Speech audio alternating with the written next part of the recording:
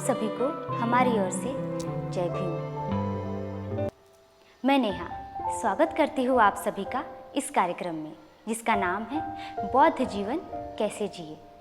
कार्यक्रम के पिछले कुछ भागों में हमने चर्चा की थी कि किस तरह हम मन का प्रशिक्षण करके शीलों के आचरण से समाधि ध्यान की अवस्था तक जा सकते हैं, ताकि हम बौद्ध धर्म का अनुसरण कर बौद्ध जीवन जी सकते हैं। बौद्ध जीवन की शुरुआत शील से होती है और अंत भी शील से ही होता है।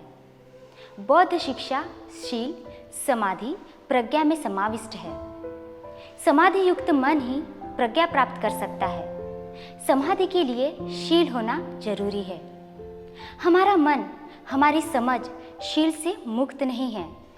शील पालन से समाधि होगी और समाधि से प्रज्ञा प्राप्त होगी। सर्वसामान्य व्यक्ति ही प्रबुद्ध व्यक्ति बन सकता है। प्रज्ञा से ही शील होता है और प्रज्ञा से ही समाधि प्राप्त होती है। हर बौद्ध का ध्येय प्रज्ञा प्राप्त करना है। अब प्रश्न यह उठता है कि किस तरह हम प्रज्ञा का अनुसरण करके बुद्ध के धम्म का अनुसरण कर सकते हैं। आइए जानते हैं आज प्रज्ञा के बारे में इस कार्यक्रम में धम्माचारी अमृत सिद्धि सर जी से। जय भीम सर। जय भीम। सर, स्वागत है आपका हमारे इस कार्यक्रम। सर, बौद्ध जीवन जीने और धम्म का अनुसरण करने के लिए अभी तक हमने जाना शील और समाधि ध्यान क्या है, साथ ही हमने जाना ध्यान किस तरह किया जाना चाहिए। सर, आज हम जानना चाहेंगे कि प्रज्ञा यानी क्या, प्रज्ञा का मतलब क्या है। वैसे देखा जाए तो प्रज्ञा का सरल अर्थ अगर हम लोग देखते हैं, सरल मतलब अगर उसको देखते हैं, तो प्रज्ञा का मतलब होता है एक प्रकार से हमारी जो आकलन करने की शक्ति होती है, हमारी जो समझ होती है। समझ यानी आम समझ नहीं है। इसमें तथागत गौतम बुद्ध जो कहते हैं प्रज्ञा के बारे में, तो जैसे उसे एक विशेष शब्द प्रयोग इस्तेमाल किया जाता है, और वो शब्द प्रयोग है यथाभूत ज्ञान दर्शन।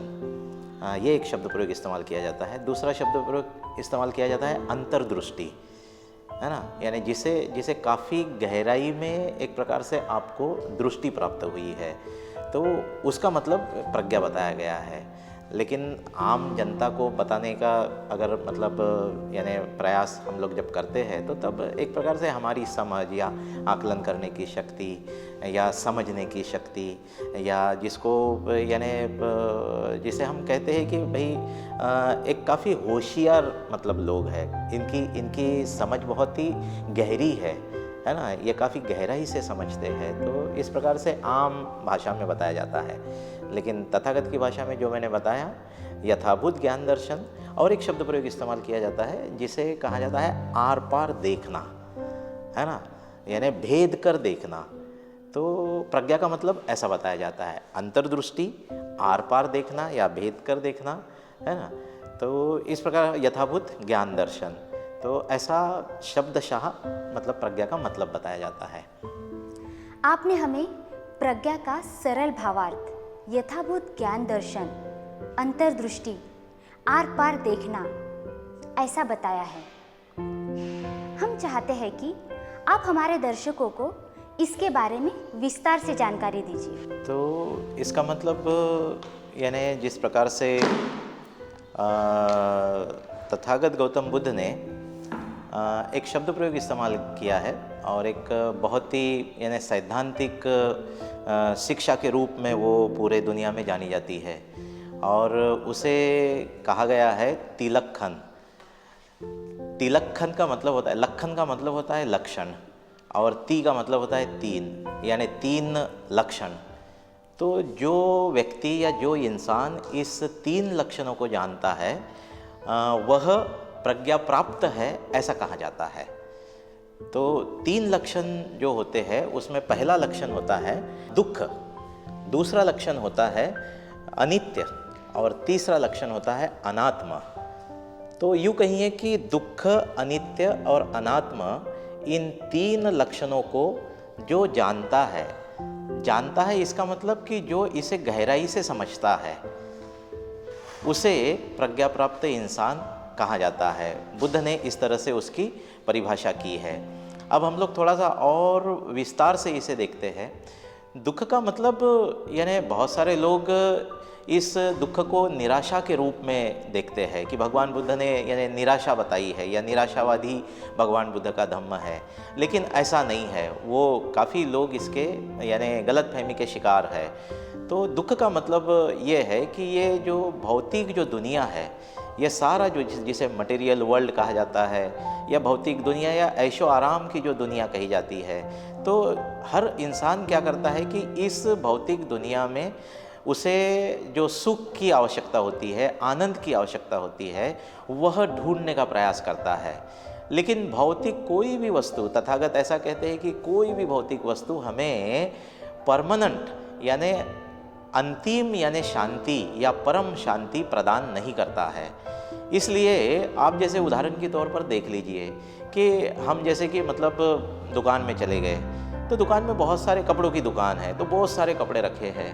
तो भले ही हमारे पास में भरपूर यानी कपड़े हैं, इसके बावजूद भी हमारा मन यानी उन कपड़ों की तरफ, अलग अलग रंगों की तरफ आकर्षित हो जाता है और हमें लेने की चाहत पैदा हो जाती है, लेने की इच्छा निर्माण पैदा हो जाती है। भले ही हमारी आवश्यकता नहीं है, भले ही हमारी ज़रूरत नहीं है, लेकिन इसके बावजूद भी हम ले लेते हैं।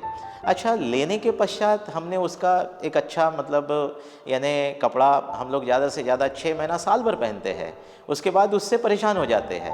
वो रंग अच्छा नहीं लगता है, वो कपड़ा अच्छा नहीं लगता है, उसका रंग उड़ जाता है, वो कमज़ोर हो जाता है, फटने लगता है, तो उसके बाद हम उसे फेंक देते हैं। इस प्रकार से घर की कोई भी वस्तु, अगर घर में आपके पास में बहुत अच्छा, चाहे फ्रीज हो, चाहे बहुत सुंदर मकान हो, बहुत सुंदर घर की पेंटिंग हो या कितना भी सुंदर खाना हो, यानी दुनिया की कोई भी आपकी वस्तु ले लीजिए, यह वस्तुएं आपको परम शांति नहीं देती है। आपको क्षणिक, जिसे कहा जाता है टेम्पररी, यानी क्षणिक आपको शांति प्रदान करती है या क्षणिक आपको सुख मिलता है। इसलिए तथागत कहते हैं कि इस विश्व की सभी वस्तुओं में आपको दुख देने का पोटेंशियल है, आपको दुख देने की क्षमता है।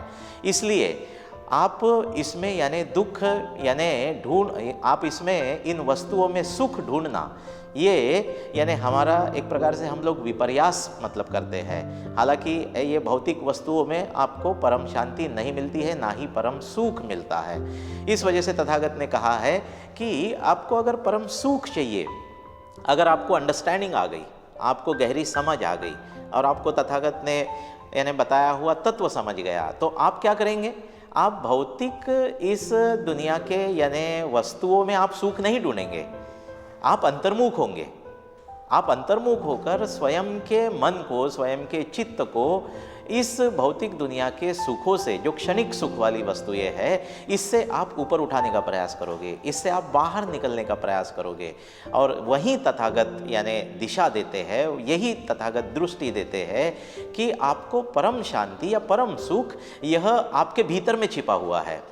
जो भीतर में यानी आपके भीतर में आपका मन है, आपका चित्त है, जिसे चित्त कहा जाता है या मन कहा जाता है।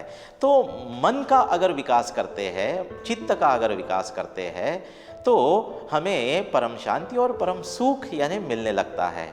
मन के विकास के लिए, चित्त के विकास के लिए तथागत ने शील की साधना दी हुई है और शील का आचरण करते हुए नैतिक मूल्यों का, जो जीवन मूल्य कहा जाता है, जिसे पंचशील कहा जाता है, अगर पंचशील का हम आचरण करते हैं तो हम इन भौतिक वस्तुओं के यानी आसक्ति से बाहर निकलते हैं और आंतरिक सुख की दिशा में बढ़ते हैं, जिसे तथागत ने यानी प्रज्ञा की झलक मिलना या प्रज्ञा प्राप्त होना। प्रज्ञा प्राप्त इंसान बाहरी भौतिक वस्तुओं में सुख नहीं ढूंढता है।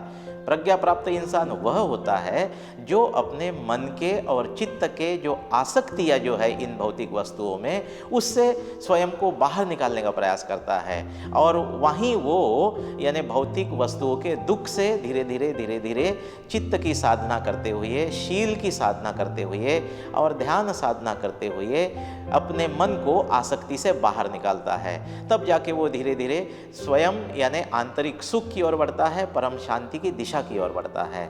और दूसरा लक्षण जो बताया गया है, जिसे कहा गया है अनित्यता।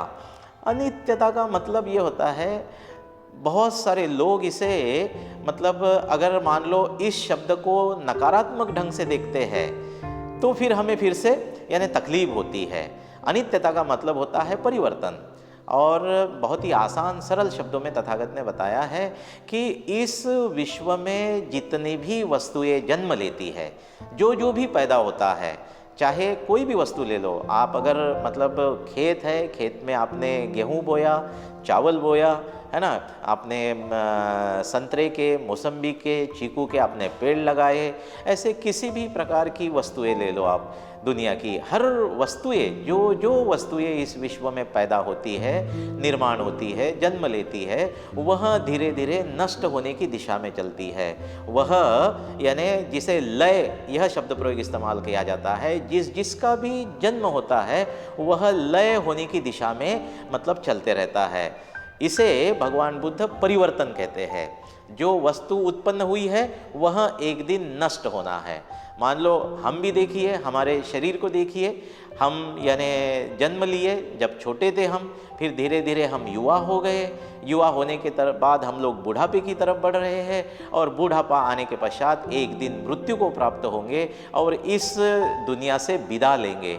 इस प्रकार से चाहे मनुष्य हो, चाहे कोई भी प्राणी हो, चाहे कोई भी वस्तु मात्र हो, हर चीज इस विश्व में जो पैदा होती है वह लय होती है, नष्ट होने की दिशा में आगे आगे चलते रहती है। तो इस सिद्धांत का नाम तथागत की भाषा में कहा गया है अनित्यता। अनित्यता का मतलब इस प्रकार से बताया है, लेकिन कभी कभी लोग इस प्रकार से उसका मतलब सुनकर कभी कभी निराश भी होते हैं। लेकिन इसको अगर मान लो हम सकारात्मक दृष्टि से देखते हैं, तो सकारात्मक दृष्टि से देखने के पश्चात हम इसे यानी आचरण करने के लिए एक नई शक्ति या नई उत्साह के साथ आगे बढ़ सकते हैं। तो अनित्यता का मतलब सकारात्मक देखने से यूँ पता चलता है कि परिवर्तन, जिसे बदल कहा गया है, चेंज कहा गया है। मान लो कि अगर अनित्यता का सिद्धांत ही नहीं है तो यह विश्व चल नहीं सकता है, यह विश्व रुक सा जाएगा, है ना। तो इस प्रकार से अनित्यता को समझना, गहराई से अंडरस्टैंड करना, उसका आकलन करना, इसका मतलब ये है अपने मन को, अपने चित्त को विकसित करने की दिशा में आगे बढ़ना। बाबा साहब के शब्दों में अगर जानना चाहते हैं हम लोग, तो 1936 का बाबा साहब का भाषण है, जिसमें बाबा साहब पूछते हैं, बाबा साहब यूँ पूछते हैं कि मनुष्य का जन्म किस लिए होता है, मनुष्य जन्म किस लिए मिलता है? क्या मात्र यानी प्राणियों के जैसे पैदा होना और इस दुनिया से निकल जाना यानी मर जाना, मृत्यु को प्राप्त होना, इतना ही मनुष्य का जन्म है क्या?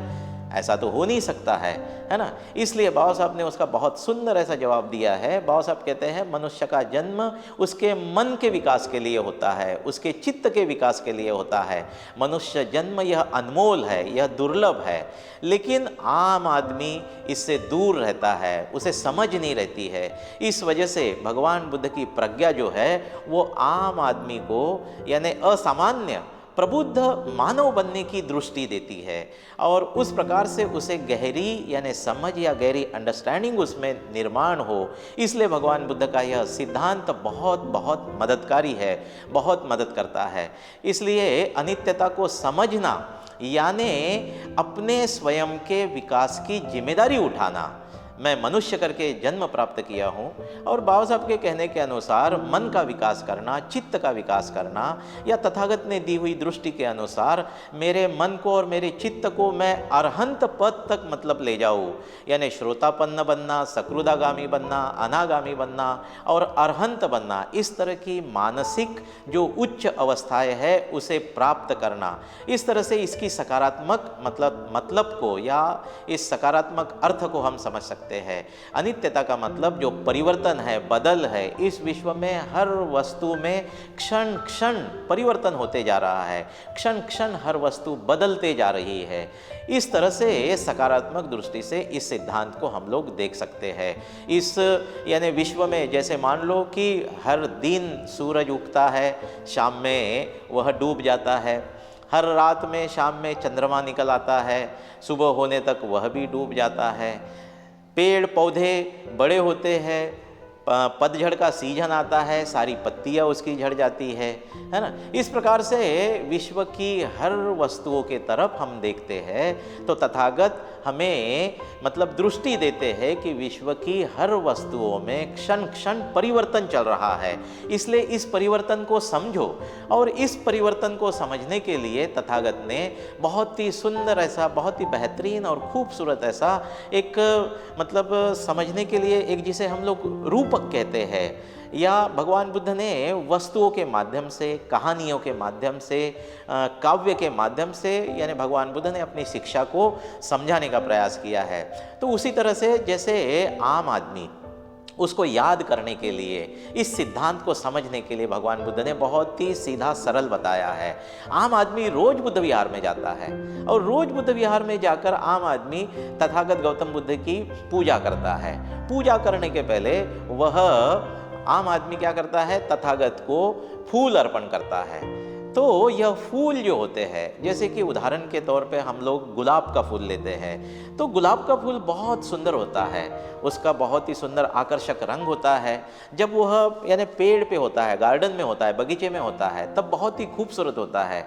उसका यानी उसकी खुशबू जो है काफ़ी आकर्षित करती है, काफ़ी प्रसन्न करती है मन को, और उसका रंग भी बहुत खूबसूरत होता है और नाजुक होता है, दिखने में काफ़ी यानी नाजुक हमें दिखाई देता है। तो ऐसा नाजुक, सुंदर, खुशबू देने वाला फूल जब हम पौधे से काट लेते हैं और तथागत को अर्पण करते हैं, या चाहे किसी भी मतलब आदर्शों को हम हमारे अर्पण करते हैं, 2 घंटे के पश्चात क्या होता है, वह फूल मुरझा जाता है, और उसका जो खूबसूरत लाल रंग जो होता है वह धीरे धीरे धीरे धीरे काला पड़ने लगता है। काला पड़ने के पश्चात उसकी खुशबू नष्ट हो जाती है, उसकी दुर्गंध आने लगती है, उसका जो नाजुकपन जो होता है वह खत्म हो जाता है।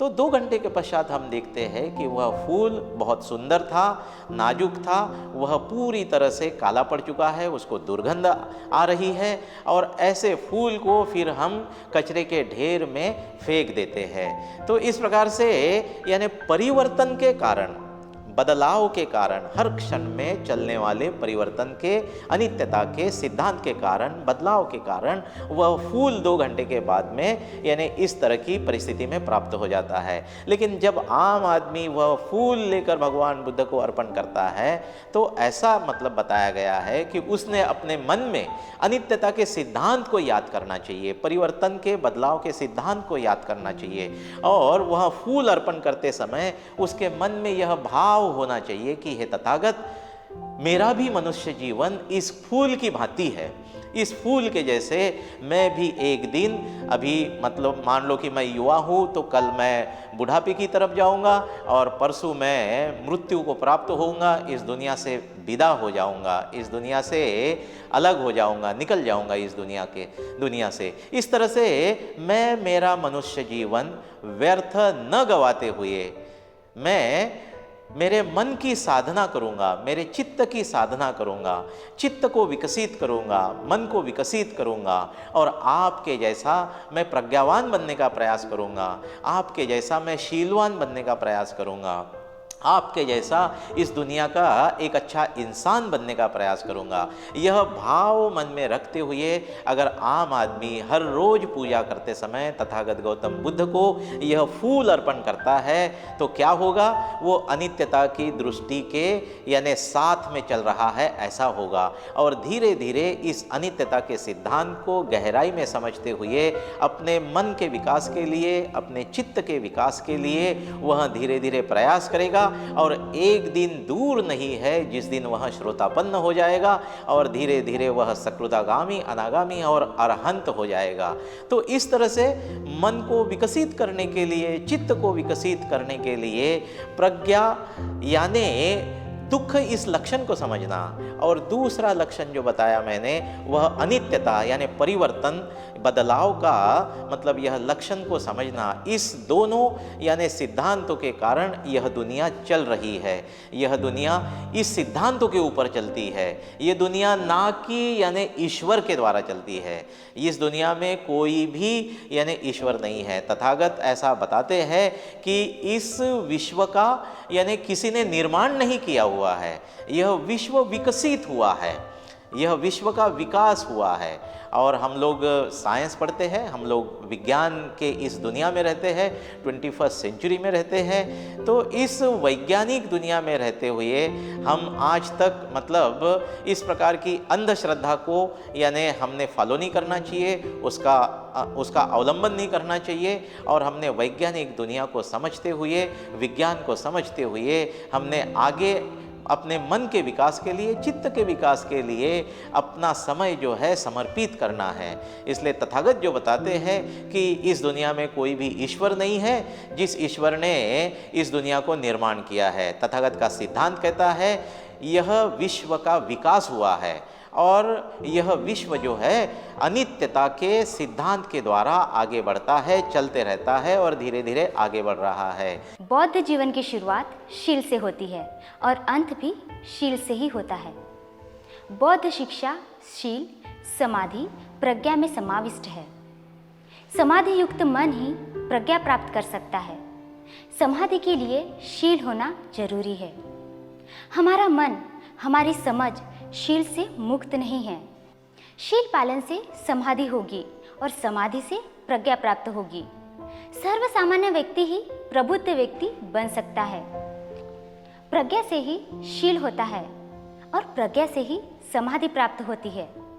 हर बौद्ध का ध्येय प्रज्ञा प्राप्त करना है।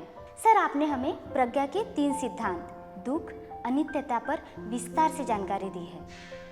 हम आगे और जानेंगे कि अनात्मता, तो उसके बारे में कुछ प्रकाश डालिए। जी जी, मुझे काफ़ी खुशी होती है, आनंद होता है इस अवसर पर। दुख और अनित्यता को आपने समझ लिया है और उसी के साथ साथ हम थोड़ा ये प्रयास करते हैं आगे चल के कि अनित्यता, इस तथागत के सिद्धांत को समझने का प्रयास करते हैं। अनित्यता के लक्षण को हम जानने का प्रयास करते हैं। ये तीनों लक्षण जो व्यक्ति जानता है, गहराई से समझता है और प्रत्यक्ष उसको अपने जीवन में उतारने का प्रयास करता है, यानी कि आचरण करता है, तो वह व्यक्ति अंततः प्रज्ञा प्राप्त हो जाता है या अरहंत हो जाता है। जब वो अरहंत होता है, भगवान बुद्ध के जैसा उसे ज्ञान का साक्षात्कार हो जाता है, वो बोधि को प्राप्त कर लेता है, तो तब उसे पूरी तरह से हम कहते हैं कि उसने प्रज्ञा को प्राप्त कर चुका है। तो यह जो तीसरा लक्षण जो होता है, जिसका यानी अनात्मता ऐसे कहा गया है, तो मैं आपको ये बताना चाहूँगा कि जिस समय तथागत गौतम बुद्ध ने ऐतिहासिक धम्मचक्र प्रवर्तन किया, यानी जब उन्होंने बुद्ध गया छोड़ी और वे सारनाथ पहुँचे और सारनाथ में उन्होंने अपने 5 पुराने मित्रों को उन्होंने धम्मदेशना की, तो उस समय यानी कि आर्य अष्टांगिक मार्ग, विशुद्धि मार्ग, इस यानी शिक्षाओं पर प्रकाश डालने के पहले उन यानी 5 यानी जो तथागत के जो मित्र जो थे पुराने, उन मित्रों को तथागत ने सबसे पहले उनको कुछ बातें समझाई, जिसे एक प्रकार से हम लोग ये कहते हैं कि एक अंग्रेजी में शब्द प्रयोग इस्तेमाल किया जाता है। उस शब्द का मतलब जैसे कि ब्रेन वॉशिंग, यह शब्द इस्तेमाल किया जाता है। एक प्रकार से आपके दिमाग में जो भी कुछ जमा है, उस जमा हुए सारी यानी बातों को वॉश करना, उसको निकाल फेंकना। तो इसी प्रकार से तथागत ने यानी जब वे अपने 5 पुराने मित्रों को मिले, दोस्तों को मिले, तब उन्होंने यह बातें समझाई। जब 5 दोस्तों ने उन्हें याचना की कि तथागत, आपने जिस प्रकार से निर्वाण को प्राप्त किया, बोधि को प्राप्त किया, तो कृपया हमें भी यानी वह बताए ताकि हम भी उसका आनंद ले सके। और फिर तथागत ने बताया वह 4 बहुत ही महत्वपूर्ण बातें हैं। उसमें सबसे पहली बात तथागत बताते हैं, मेरे धम्म में ईश्वर को कोई भी स्थान नहीं है। मेरे धम्म का अधिष्ठान जो है उसमें ईश्वर का स्थान नहीं है। दूसरी बात तथागत ने बताई, मेरे धम्म में आत्मा को कोई स्थान नहीं है, यानी कि जिसे अनात्मता का सिद्धांत कहा जाता है, आत्मा नहीं है। तथागत उसे अनात्मता इस नाम से अपनी शिक्षा को मतलब देते हैं। तीसरी बात उन्होंने बताई कि मेरे धम्म में कर्मकांड को कोई स्थान नहीं है। और चौथी बात उन्होंने बताई कि मेरा धम्म जीवित होते हुए इंसान के काम का है। यह 4 बातें तथागत ने अपने 5 पुराने मित्रों को सबसे पहले समझाया और उसके पश्चात फिर उन्होंने आर्य अष्टांगिक मार्ग और विशुद्धि मार्ग पर प्रवचन किए। और धीरे धीरे करके 5 में से फिर सबसे पहले कौंडिन्य जो है वह श्रोतापन्न हो जाता है और तथागत के जैसा यानी ज्ञान को प्राप्त करता है, उस दिशा में वह अग्रेसित हो जाता है। इस प्रकार से सबसे पहली शिक्षा तथागत ने जो दी उसमें अनात्मता का सिद्धांत मतलब हमें दिखाई देता है, हमें पढ़ने को मिलता है। इसी बात को बाबा साहब आम्बेडकर जी ने भी दोहराया है। जब बाबा साहब आम्बेडकर जी ने 14 अक्टूबर 1956 को दीक्षा भूमि में नागपुर में उन्होंने धम्म चक्र अनुप्रवर्तन किया, यानी धम्म चक्र को गति दी, उस समय भी बाबा साहब ने 22 प्रतिज्ञाएं दी और उस 22 प्रतिज्ञाओं में उन्होंने इसी अनात्मता के सिद्धांत को डाला है। इसलिए यानी जैसे तथागत कहते हैं कि मेरे धम्म में ईश्वर नहीं है, इधर बाबा साहब कहते हैं 22 प्रतिज्ञाओं में मेरे धम्म में यानी ब्रह्मा विष्णु महेश की मैं उपासना नहीं करूँगा, उसकी पूजा नहीं करूँगा, रामकृष्ण की उपासना नहीं करूँगा, पूजा नहीं करूँगा, गौरी गणपति की उपासना नहीं करूँगा, पूजा नहीं करूँगा। इस प्रकार से यानी ईश्वर को तथागत ने पूरी तरह से नकार दिया। और उसके पश्चात हम प्रतिज्ञा में जब आगे बढ़ते हैं तो आगे की प्रतिज्ञा ये कहती है मैं श्राद्ध पक्ष नहीं करूँगा, मैं पिंडदान नहीं करूँगा। ये जो प्रतिज्ञा जो है यह आत्मावादी सिद्धांतों से यानी जुड़ी हुई यानी प्रतिज्ञाएं जो है ये हमें अनात्मता की दिशा में ले जाते हैं। यह विश्व में जो भी अन्य धर्म है, जो भी धर्मशास्त्र है, तो वह सारे धर्मशास्त्र ईश्वर से और आत्मा से और कर्मकांड से जुड़े हुए हैं। और इससे अलग रखने के लिए, इससे बाहर निकालने के लिए तथागत ने अनात्मता का सिद्धांत दिया और इसके पहले जो मैंने समझाया अनित्यता का सिद्धांत दिया। तो अनात्मता का सिद्धांत के कारण, भगवान बुद्ध की अनात्मता की शिक्षा के कारण बाबा साहब ने हमें सचेत किया, जागरूक किया और फिर से हम कर्मकांड के और ईश्वर के और आत्मा के सिद्धांतों के शिकार न बने। इसलिए यह प्रतिज्ञाएं 22 प्रतिज्ञा में उन्होंने डाल दी और कहा कि मैं श्राद्ध पक्ष नहीं करूँगा, मैं पिंडदान नहीं करूँगा। और उसके पश्चात बाबा साहब आगे कहते हैं कि ब्राह्मणों के द्वारा कोई भी मैं क्रियाकर्म नहीं करूँगा। इस प्रकार से यानी बौद्ध धम्म में फिर से कर्मकांड न घुसे, फिर से जो पुरोहित मतलब शाही जो होती है या जो यानी पंडितगिरी जो होती है वे फिर से बौद्ध धर्म में न आए, इसलिए बाबा साहब ने यह प्रतिज्ञाएं हमें दी है। तो अब हम थोड़ा सा और आगे चलते हैं और अनात्मता के सिद्धांत को थोड़ा सा विस्तार से समझने का प्रयास करते हैं। यह मैंने पार्श्वभूमि बताई कि तथागत ने और बाबा साहब ने इन सिद्धांतों को सबसे ज़्यादा महत्व दिया है। बुद्ध धर्म का प्रचार और प्रसार अगर करना है तो इन सिद्धांतों को समझ लेने की आवश्यकता है, गहराई में हमें आचरण की आवश्यकता है।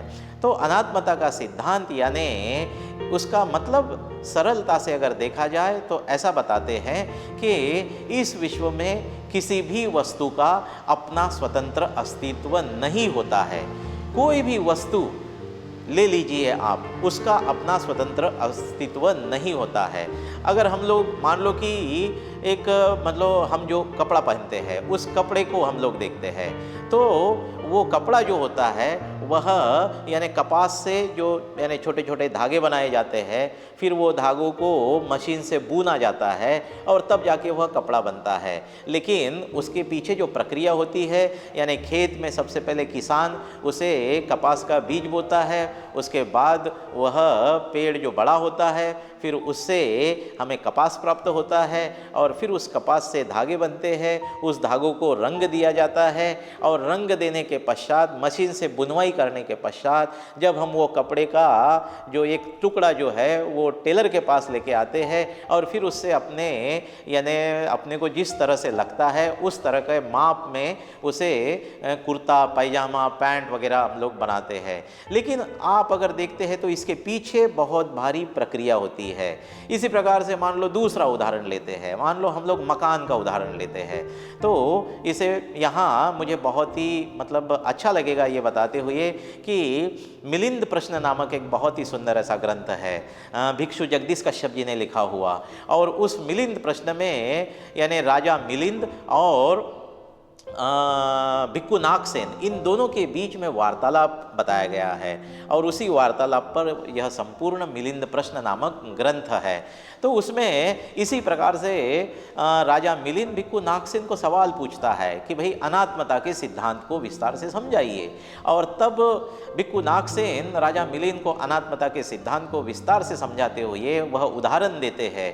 वह उदाहरण इस प्रकार से देते हैं कि मान लो कि बग्गी है यानी रथ जो होता है, तो उसमें सामने 3-4 घोड़े लगे हुए हैं, घोड़े को लगाम लगी हुई है, घोड़ों के कंधों पे एक लकड़ी का जो मतलब आड़ा जो ये जो होता है लकड़ी वह रखी हुई है, उससे जुड़ी हुई पीछे बग्गी है, वो बग्गी के 2 पहिए होते हैं, बग्गी के ऊपर छत होता है, बग्गी में बैठने के लिए गद्दी होती है।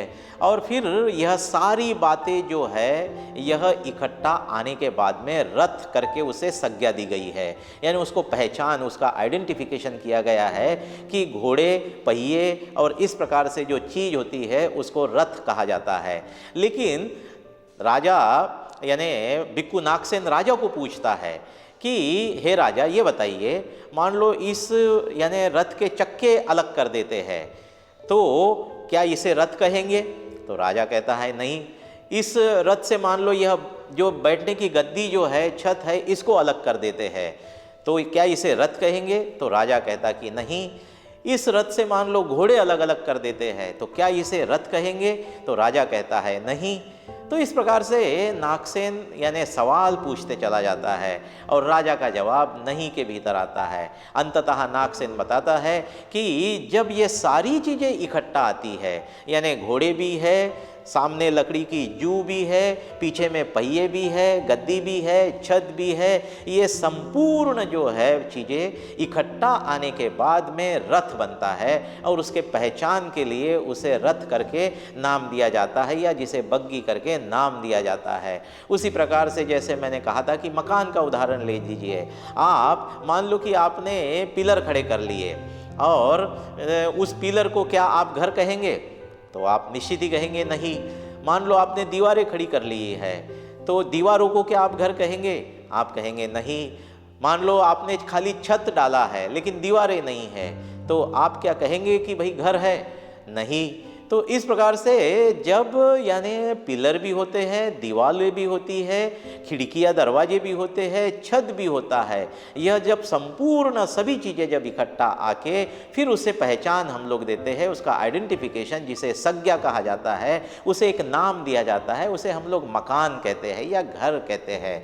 इसका मतलब ये होता है आप कोई भी वस्तु को लेंगे और उसकी स्वतंत्र अस्तित्व का ढूंढने का प्रयास करेंगे तो आपको उसका स्वतंत्र अस्तित्व यानी नहीं मिलता है। इसी प्रकार से विज्ञान ने क्या कहा है?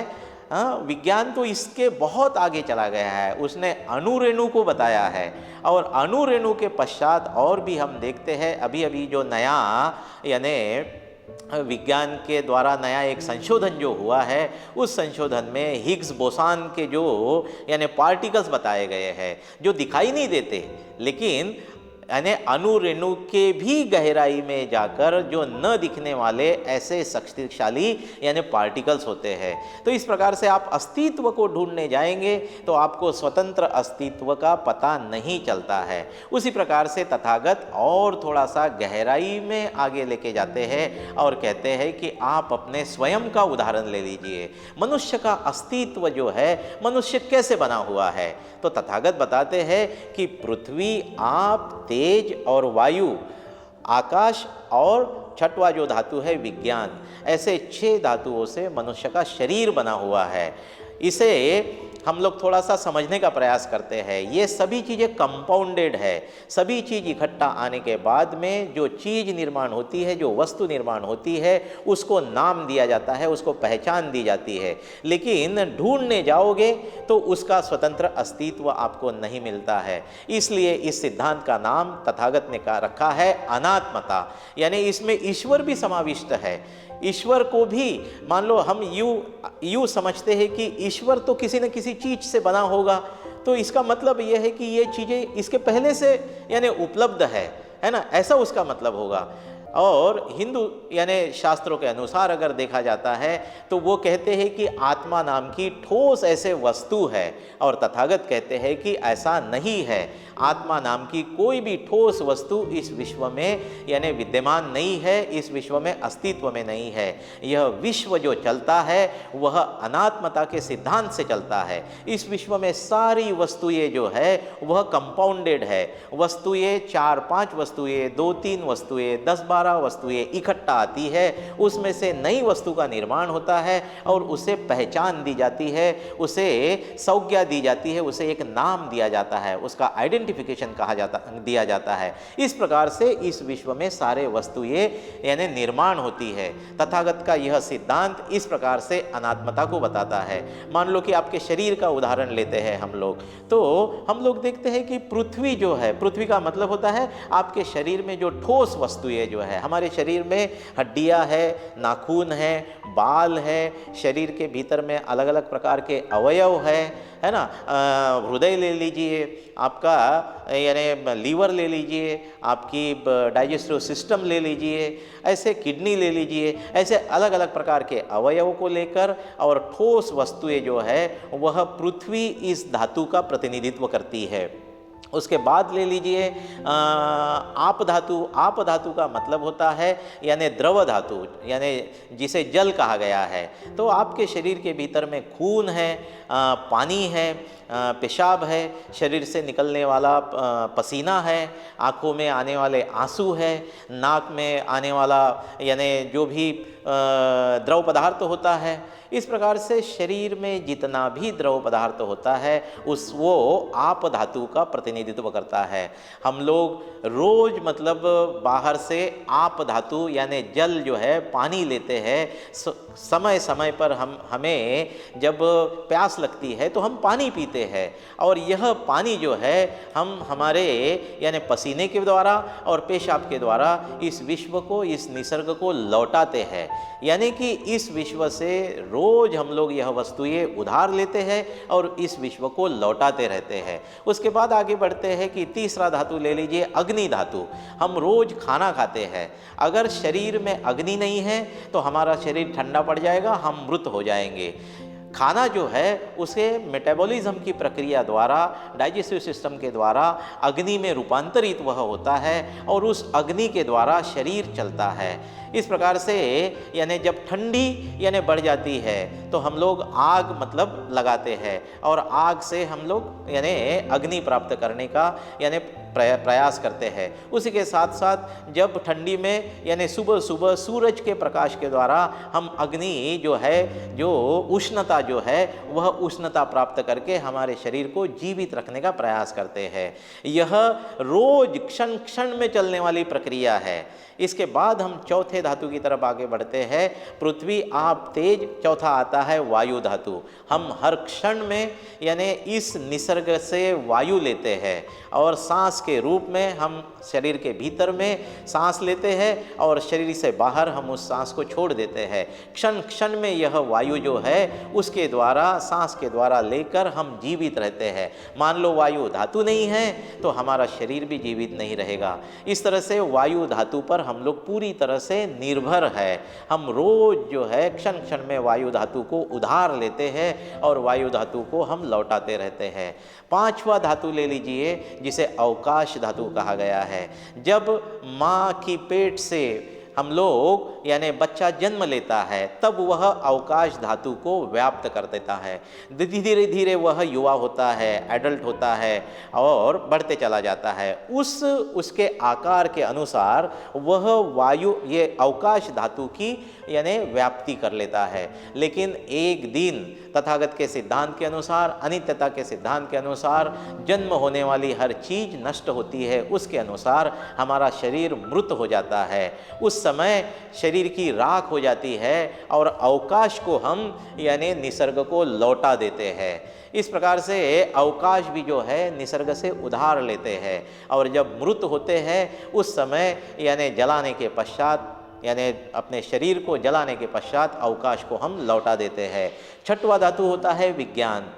विज्ञान का मतलब हमारे शरीर के भीतर में जो चित्त है, मन जो है, उस मन को, उस चित्त को तथागत की भाषा में यानी विज्ञान कहा जाता है।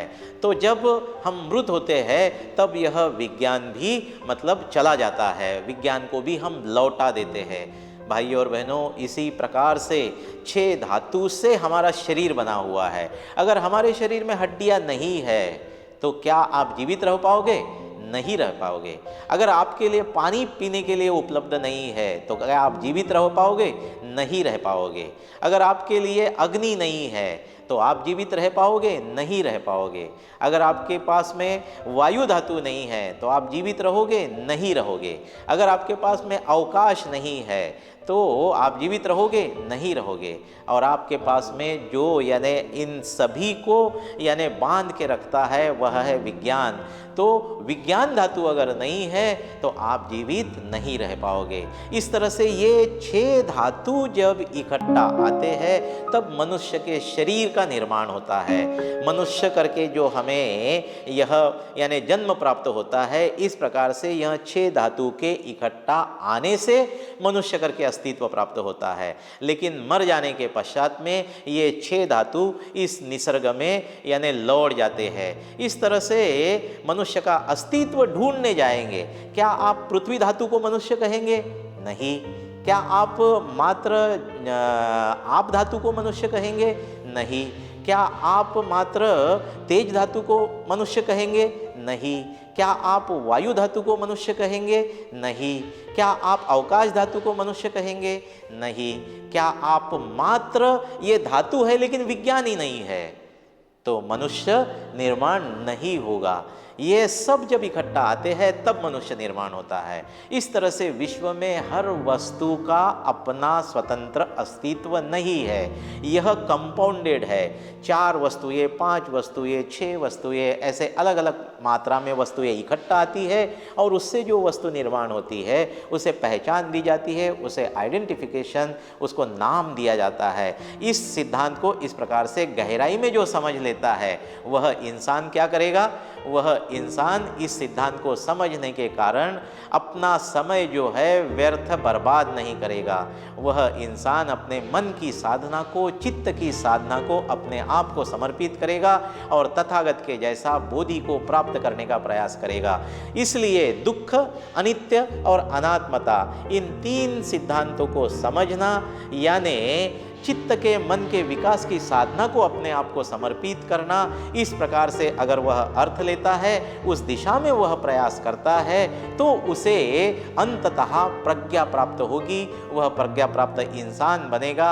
इन 3 लक्षणों को गहराई से आचरण करने से आप प्रज्ञा के अंतिम यानी ऊंचाई को प्राप्त करते हैं और प्रज्ञा प्राप्त इंसान करके आप विश्व को अपनी पहचान देते हैं। क्या बौद्ध धर्म में इन 3 लक्षणों के अलावा भी अन्य प्रकार से हम प्रज्ञा को जान सकते हैं? तो हमने अभी तक देखा है तीनों लक्षणों के बारे में। इसी भगवान बुद्ध की शिक्षा को और भी अन्य तरीके से भी समझा जा सकता है। यह एक तरीका हो गया, दुख, अनित्य, अनात्मता, इन 3 सिद्धांतों को समझकर प्रज्ञा को समझना। और दूसरा तरीका ये है कि प्रज्ञा को तथागत गौतम बुद्ध ने थोड़ा सा विस्तार से यानी अलग अलग स्तर पर यानी बताया है, तो उसके 3 प्रकार बताए जाते हैं। उस प्रकार से भी प्रज्ञा के सिद्धांत को समझा जा सकता है। जैसे कि पहला यानी प्रज्ञा का प्रकार है जिसे श्रुतमय प्रज्ञा कहा जाता है। श्रुत का मतलब होता है श्रवण करना, सुनना। तो जो भी हम लोग यानी दूरदर्शन है, किताबें है, पढ़ना लिखना है, भाषण सुनना है, ऐसे सुन कर पढ़ लिख कर जो भी हमारी प्रज्ञा विकसित होती है उसे श्रुतमय प्रज्ञा कहा जाता है। दूसरा प्रकार बताया गया है प्रज्ञा का, वह चिंतामय प्रज्ञा, यानी किसी बात पर गहराई में चिंतन करना, उसके अलग अलग दृष्टिकोण को समझ लेना और दृष्टिकोण को समझकर अलग अलग एंगल से देखकर उस यानी शिक्षा को गहराई में समझने का प्रयास करना, जिसे रिफ्लेक्शन कहा जाता है, चिंतन कहा जाता है, इसलिए उसे चिंतामय प्रज्ञा कहा जाता है। उसके बाद आते हैं हम लोग तीसरे यानी प्रकार की ओर, जिसे भावनामय प्रज्ञा कहा जाता है। भावनामय प्रज्ञा यानी अल्टीमेट बुद्धत्व जिसे प्राप्त होता है उसे भावनामय प्रज्ञा प्राप्त हुई ऐसा कहा जाता है। पूरी तरह से भावनिक यानी ट्रांसफॉर्मेशन, संपूर्णता, भावनिक परिवर्तन, यानी सामान्य इंसान का असामान्य इंसान बन जाता है, प्रबुद्ध मानव बन जाता है, तब वह भावनामय प्रज्ञा को प्राप्त हुआ ऐसा बताया जाता है, ऐसा कहा जाता है। तो भाइयों और बहनों, अभी तक हम लोग ये देख रहे थे यानी 3 लक्षण और यानी प्रज्ञा के स्तर। तो इन दोनों तरीकों से प्रज्ञा को समझते हुए सही अर्थों में बौद्ध जीवन कैसे जीना चाहिए, तो इसलिए इन सिद्धांतों का उपयोग किया जा सकता है। बौद्ध तभी होगा वो जब वह सिद्धांतों को आचरण में लाता है, सिद्धांतों को समझ लेने का प्रयास करता है। इस तरह से यानी बौद्ध जीवन जीने का तरीका होता है। आप अगर, जैसे कि मैंने अपने सविस्तर समझाते हुए मैंने ये बताया कि तथागत ने ईश्वर को नकारा, तथागत ने आत्मा को नकारा, तथागत ने कर्मकांड को नकारा और तथागत ने कहा कि मेरा धम्म जीवित होते हुए इंसान के काम का है। प्रज्ञा आपको इन सभी चीज़ों से मुक्ति दिलाती है, ईश्वर के संस्कारों से मुक्ति दिलाती है, आत्मा और कर्मकांड के शिक्षाओं से यानी अंधश्रद्धा से आपको मुक्त दिलाती है और सही अर्थों में आप यानी बौद्ध जीवन जीने के लिए सक्षम बन जाते हैं। तो भाइयों और बहनों, मैं आपको ये समझाना चाहता हूँ कि सच्चा बुद्ध का अनुयायी या सच्चा बुद्ध का शिष्य वही हो सकता है जो भगवान बुद्ध के इस यानी प्रज्ञा के सिद्धांत को समझ ले, दुख अनित्य अनात्मता के सिद्धांत को समझ ले और प्रज्ञा का विकास करे, अंधश्रद्धा से बाहर निकले, अपने मन का और चित्त का विकास करे, तो उसी को हम लोग बौद्ध जीवन जीना कहा जा सकता है। दर्शकों, आज हमने जाना प्रज्ञा यानी क्या, जिसमें हमने जाना प्रज्ञा के 3 सिद्धांत, दुख, अनित्यता, अनात्मता। इसके बारे में हमने विस्तार से जानकारी हासिल की ताकि हम बौद्ध जीवन जी सके, बुद्ध के धम्म का अनुसरण कर सके। बौद्ध जीवन जीने के लिए ये थी आज की जानकारी। नई जानकारी के साथ हम फिर मिलेंगे इसी कार्यक्रम में, बौद्ध जीवन कैसे जिए। तब तक के लिए जय भीम।